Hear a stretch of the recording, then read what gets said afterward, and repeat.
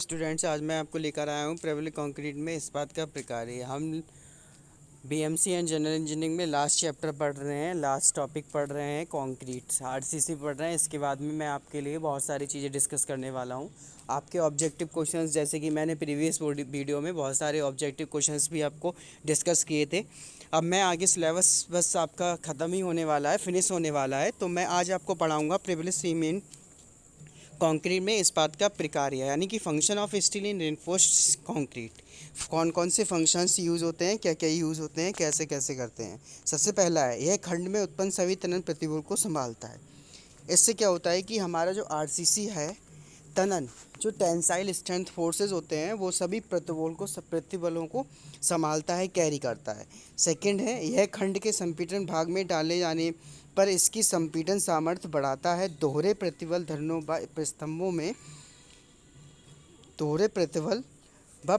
में जो हमारे डबल डबल कॉलम होते हैं, बीम्स होते हैं, उनके लिए संभालता है। थर्ड है, यह ताप प्रतिबलों तथा संकेंद्रित प्रतिबलों को अधिक बड़े क्षेत्रफल पे फैला देता है और स्लैब में वितरण इस्पात के रूप में। ठीक है। तो फोर्थ पॉइंट है, यह लकड़ी चिनाई की भांति अकस्मात टूटकर एब्रम्प्ट फेलियर नीचे नहीं आता, बल्कि विफलता की पर्याप्त चेतावनी देता है। इस्पात में उत्पन्न कर्तन बलों को प्रतिरोध करता है, न छड़ों व स्ट्रिप्स के रूप में। ठीक है। Steel which has the high tensile strength, हमारी जो स्टील होती है वो बहुत ज़्यादा हाईली स्ट्रेंथ होती है, उसकी सामर्थ्य बहुत ज़्यादा होती है, यानी तरन सामर्थ्य बहुत ज़्यादा होती है। It is used with concrete in order to contract the concrete low tensile strength and ductility. The main purpose of inclusion of steel is resist tensile stress in particular regions of the concrete that may causes structural failure or cracking. RCC is a having compressive strength, and it are not restrained tensile, so to resist it steel is used. Steel वीनर ductile material, जो steel होता है वो हमारा ductile material होता है। Provide resistance to all tension stress, वो सभी टेंशन स्ट्रेस में स्ट्रेस प्रोड्यूस करता है। Structural element with concrete does not give in by itself as concrete is low ductile and low tensile strength. Steel has a higher tensile strength and ductility which concrete lacks. Also, it is cheaper than glass, fiber reinforced polymer, FRP rewards. Also, steel has a good shear strength which FRP and glass fiber lack. One problem with steel, steel के साथ एक problem भी है, reinforcement is currently एल्काइलिनिटी। जो reinforcement होता है वो एल्कालिनिटी के अंदर होता है, विच कॉजेज कोरोजन, जो कोरोजन्स डेवलप करता है। Use of FRP reverse dramatically reduced problems relating to corrosions and can be used where steel would not be acceptable. We use steel as a reinforcement because of one main property, coefficient of thermal expansion. We know that in summer and winter concrete starts to expansion and contraction. It means during summer steels can also expanded with concrete, and during winter with concrete steel can also be contracted, so that there is no crack is formed and bond is still strong between concrete and steel. This is one of the main reason, that's why we use steel as a reinforcement. The another reason steel is good in tension, and we know concrete is weak in tension, negligible. That's why we use steel as a reinforcement in concrete to achieve better or high strength as the compared to other material. Steel has a high strength and durable. Thought questions, आप एक questions को thought कीजिएगा। RCC is a like a marriage between two person. RCC जो हमारा work करता है, ऐसे work करता है कि दो पर्सन के बीच में शादी हुई हो।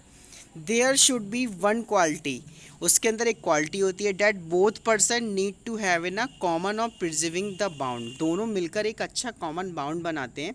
Similarly in RCC there is one property of both concrete and steel which is similar, the coefficient of thermal expansion, this is coefficient of concrete, is similar to that of steel, eliminating large internal stresses due to differences in thermal expansion on contraction. There is no other material that has this property similar with the cement.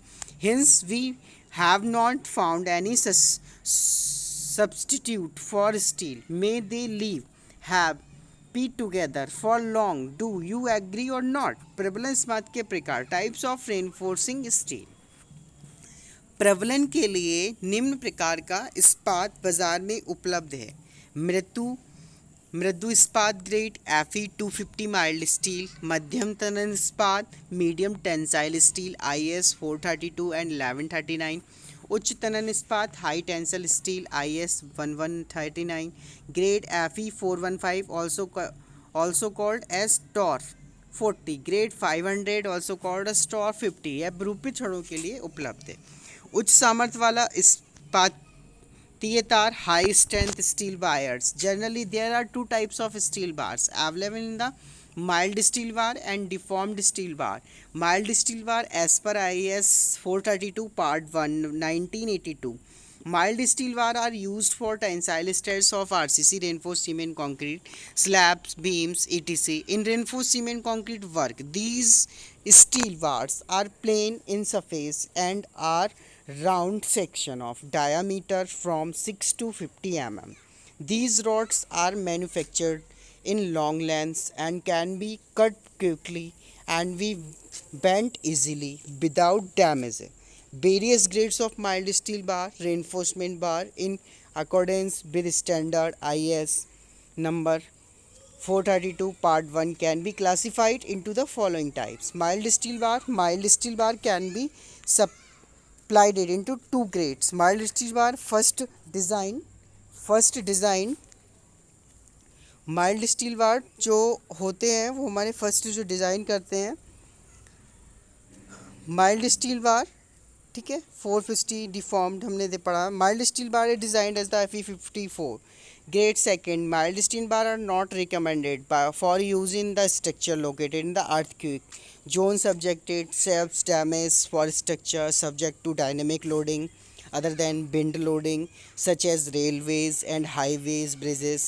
Deformed steel bars as deformed bar rods of steel provides with lungs, ribs deforms.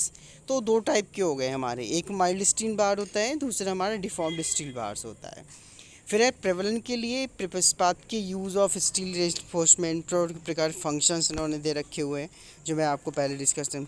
प्रबलन के इस्पात type of mild steel grades पढ़ रहे थे, deformed steel bar TMT HSD. प्रबलन का आकार क्या होता है? प्रबलन का आकार शेप्स ऑफ स्टील रेनफोर्समेंट. गोल छड़ें क्या होती हैं ये डिस्कस करेंगे.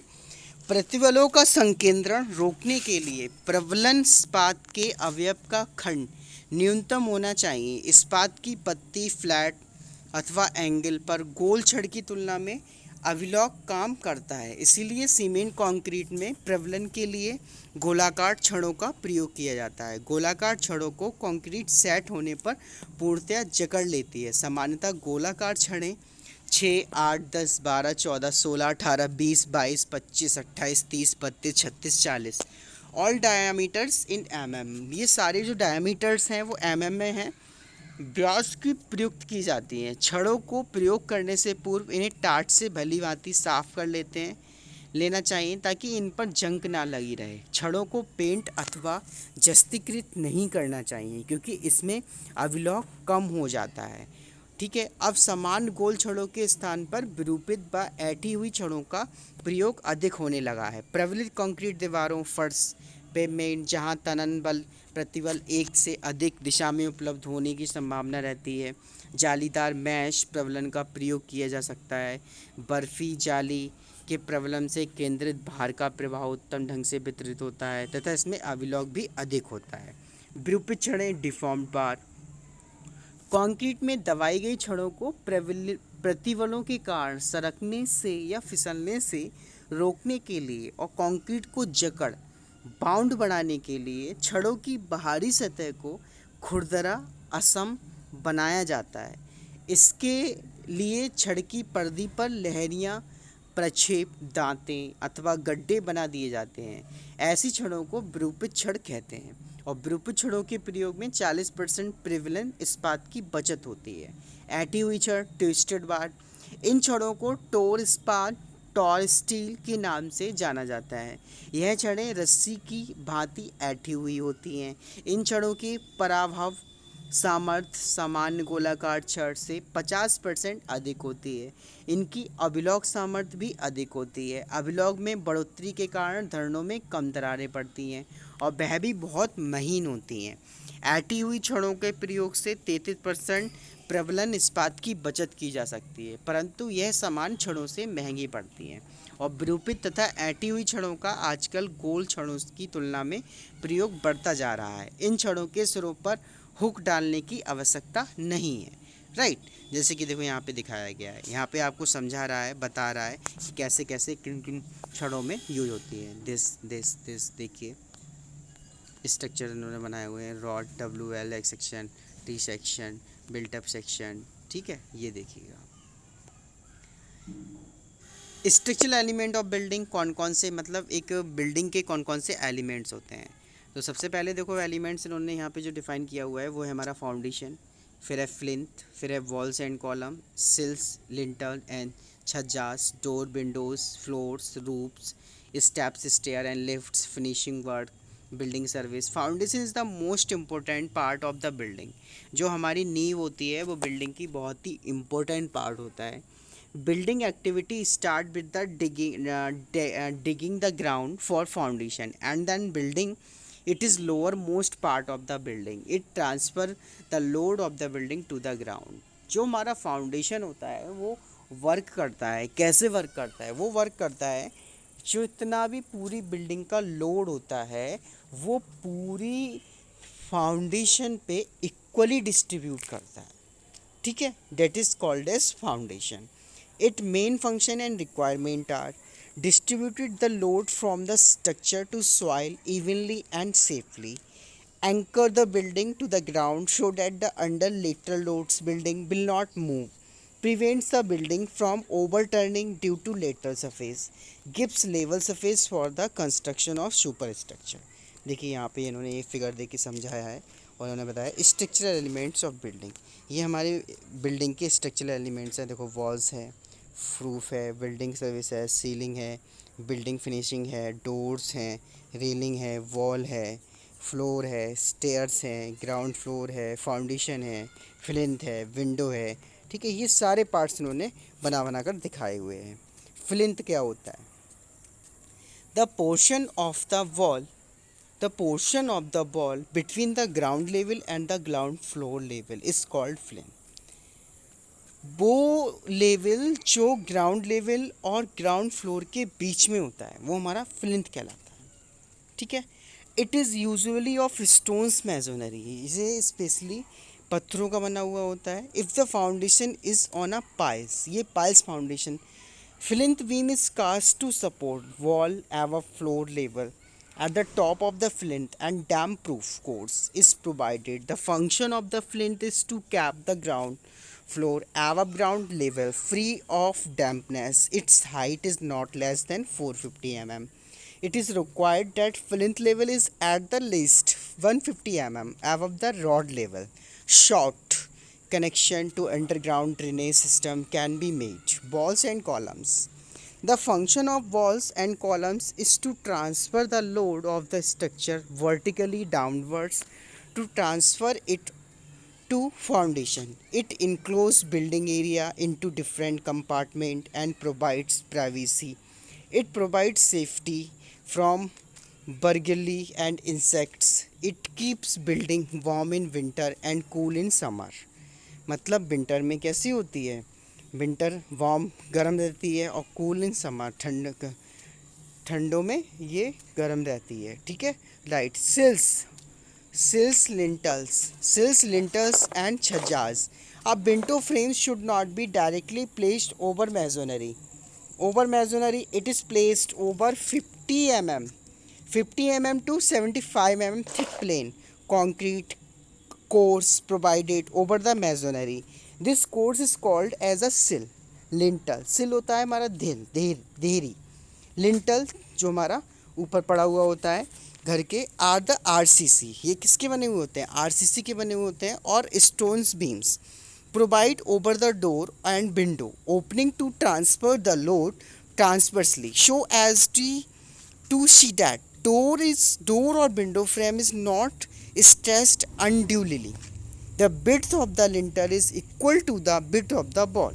जो इन लिंटल की विड्थ होती है वो वॉल की थिकनेस की इक्वल होती है. Provide depends upon the opening size. Chhajja is the projection given outside the wall, protects doors window from the rain.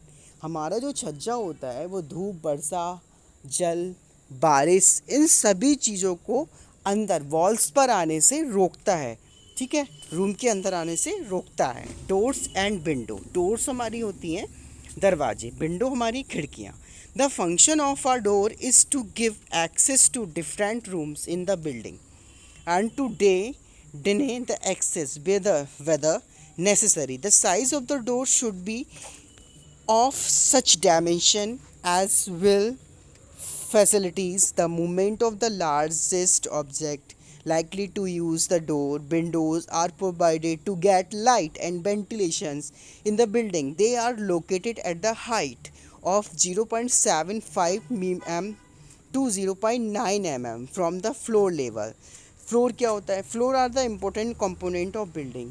भवन का सबसे इम्पोर्टेंट पार्ट होता है, कंपोनेंट होता है. They give working usually area for the occupants. The ground floor is prepared by filling bricks, bats, based stones, gravel, well compacted with not less than 100 mm sand layer on its top. Roof हमारी होती है छत. Roof is the top most portion of the building. सबसे top most portion होता है building का. सबसे top most portion होता है बिल्डिंग का. तो roof is the top most portion of the building which provide top cover to the building. Building का टॉप कवर होता है. It should be leak proof, sloping roof like tiled and AC. Sheet give leak proof cover easily but they do not give provision for the construction of additional floor. Water tanks can be easily placed over the flat roofs. फिर steps, stair and lifts. Stairs होती हैं हमारी सीढ़ियाँ. Stairs and lifts.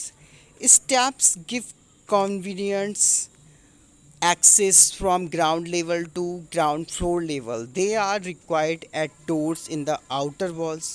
250 to 300 mm wide and 150 mm rise in ideal size for steps. Finishing क्या होती है? Bottom portion of slab, ceiling, walls and top of the floor need smooth finishing with plaster. Then they are provided with the whitewash, distemper or paints or tiles. The function of finishing work is to give protective cover, improve aesthetic view, rectify defective workmanship etc.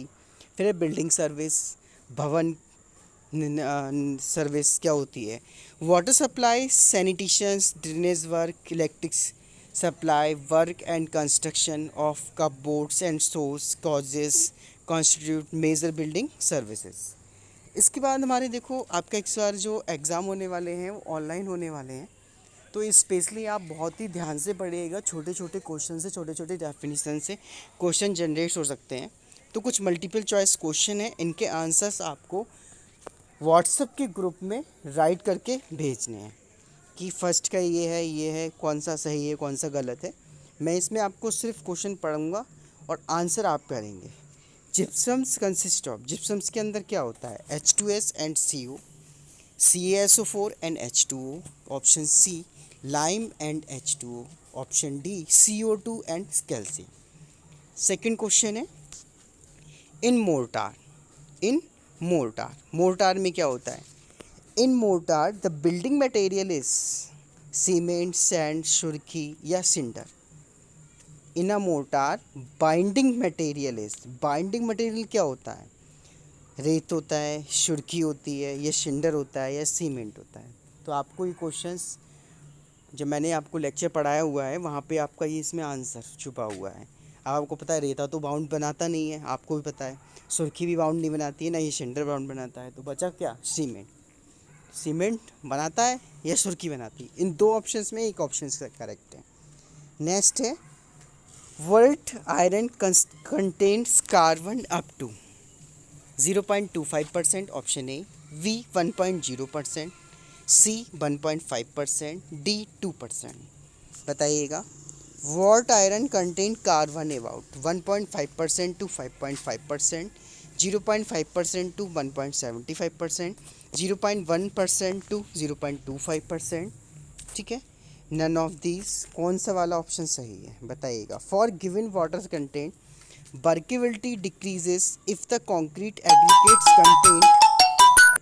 concrete aggregates content an excess of the particles, flat particles, elongated particles, all of these। तो कौन सा option सही है इसमें से? Correct option आपको बताना है। The minimum water content at which the soil just begin the main water content at which the soil just begin to crumble when to crumble when to crumble when begins। ठीक है, water content which the just begin to crumble when rolled in threads 3 mm in diameter is known as liquid limit, plastic limit, shrinkage limit, permeability limit। Question number 7, the ratio of shearing stress to shearing strength within elastic limit is known as modulus of elasticity, shear modulus of elasticity, bulk modulus of elasticity, tangent modulus of elasticity। What is the most dominated constituent of cement? Silica, lime, magnesia, aluminum। Right? Which of the following impart greens berry color to cement? Calcium silicate, calcium aluminate, calcium aluminate ferrite, calcium carbonate। What function does iron oxide perform in cement? Increases strength, makes cement sound, increases setting times, acts flux। Sulphur is in cement is present what amount? Sulphur कितने percent होता है cement के अंदर? 0.5 से 7% ग्राम, 1 to 2.5%, 0.5 to 6%, 1 to 2.5 gram। in which one brick is laid with its length in the direction of walls? Header, flames, stretcher या English। In which bound brick is laid with a length in the direction of walls? The bricks used for corners of walls of a structure are called spals, queens, halting, sides। Right?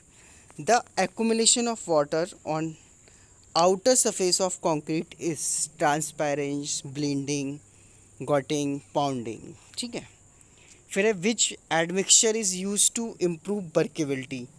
प्लास्टिसीजर्स, metakaolin, reducers, एक्सिलरेटर्स।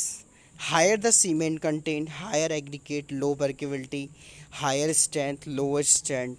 Question number 17, what is the average particle size of cement? Cement के अंदर average particles of size कितना है? 15 micron, 45 micron, 75 micron, 100 microns. M15 concrete is used for dams, foundation, RCC, mass concrete work। Who invented Portland cement and in which year?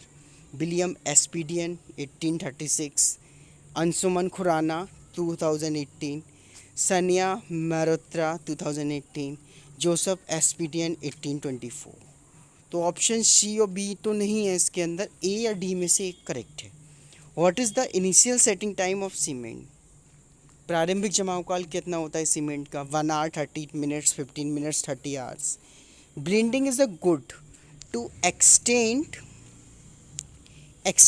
if it occurs when concrete is transported mixed plastic placed in design of RCC structure. The tensile strength of the concrete is taken as 5 Newton per mm square, option A, option B 2 Newton per mm square, option C 0.3 newton per mm square, 0 newton per mm square. तो ये जो objective questions हैं इनके answers आपको WhatsApp group में एक paper पर लिखकर जो ऑप्शन करेक्ट है, जैसे कि फर्स्ट का कौन सा सही है, फर्स्ट का ए सही है, बी सही है, सी सही है, ये आंसर आपको व्हाट्सएप ग्रुप में देना है। ये आपका टेस्ट है।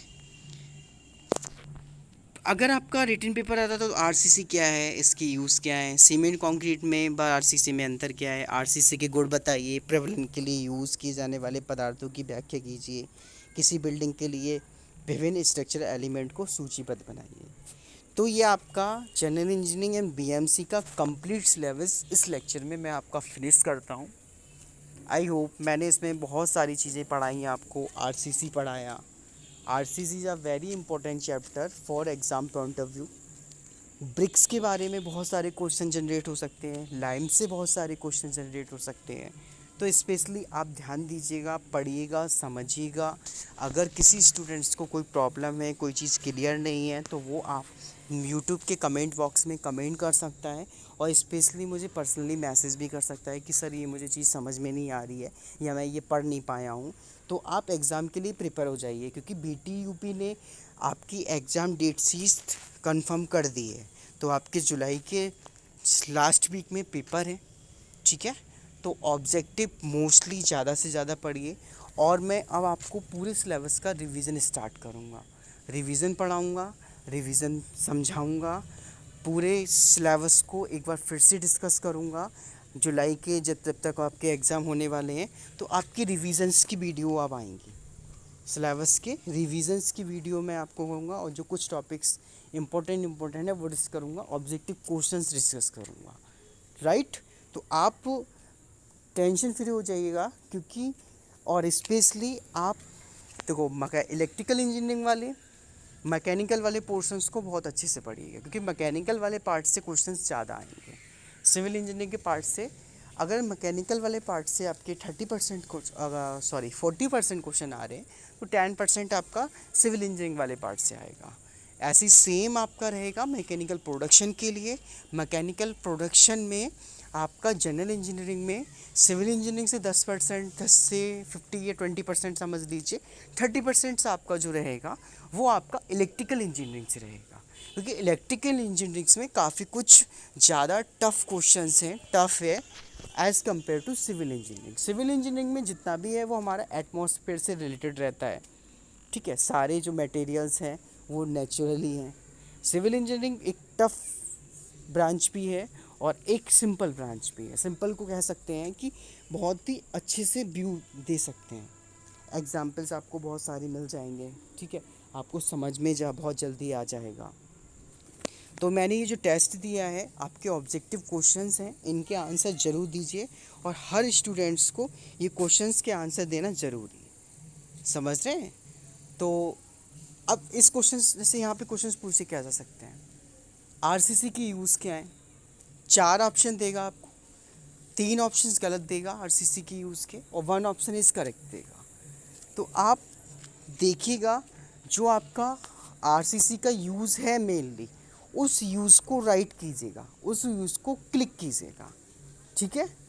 और बहुत कम स्टूडेंट्स पढ़ पा रहे हैं। आई डोंट नो, मुझे नहीं पता कि नेट प्रॉब्लम है या फिर किसी के पास एंड्रॉयड मोबाइल नहीं है, लैपटॉप नहीं है, या कोई भी आपका ऑनलाइन फंक्शन आप नहीं पढ़ पा रहे हैं, ठीक है। तो कोशिश कीजिएगा किसी साइबर कैफ़े पे जाके, ठीक है, इंटरनेट कैफ़े पे जाके आप पढ़ सकते हैं, और पढ़िएगा जाके वहाँ पे, ठीक है। तो वहाँ जाके आप वीडियोस पढ़ सकते हैं, सिलेबस कवर कर सकते हैं। ओके स्टूडेंट्स, तो स्पेशली ध्यान दीजिएगा। और सिलेबस आपका बहुत ही इजी है। ब्रिक्स आपका स्टोन्स हो गया, सीमेंट हो गया, लाइम हो गया, तो इन्हीं से मोस्टली कॉमन, कोई ज़्यादा टफ क्वेश्चन जनरेट नहीं किए जाएंगे। ठीक है, बहुत ही सिंपल सिंपल क्वेश्चंस पूछे जाएंगे, कोई इतने ज़्यादा टफ क्वेश्चंस आपके क्वेश्चन पेपर में नहीं आए। तो इस बात से बिल्कुल निश्चिंत रहिएगा कि आपका जो सिलेबस होगा, सिलेबस बेस्ड क्वेश्चन ही आपसे पूछे जाएंगे। ठीक है, तो इन ऑब्जेक्टिव्स को ज़रूर पढ़िएगा, समझिएगा। फिर भी कोई प्रॉब्लम है, अगर सब कोई बात समझ में नहीं आ रही है, तो उस चीज़ को आप मेरे यूट्यूब के कमेंट बॉक्स में कमेंट कर सकते हैं। ठीक है, तो आपका ये जनरल इंजीनियरिंग और बीएमसी का जो सिलेबस है वो इसी वीडियो में फिनिश होता है। इस आने वाले टाइम में, या आने वाला जो बचा हुआ टाइम है, वो आपके लिए इसमें सारे ऑब्जेक्टिव क्वेश्चंस आएंगे, जब तक आपके एग्ज़ाम पेपर नहीं आ जाते। उससे पहले मैं आपको पूरा सिलेबस रिवाइज़ करवा दूंगा एक बार।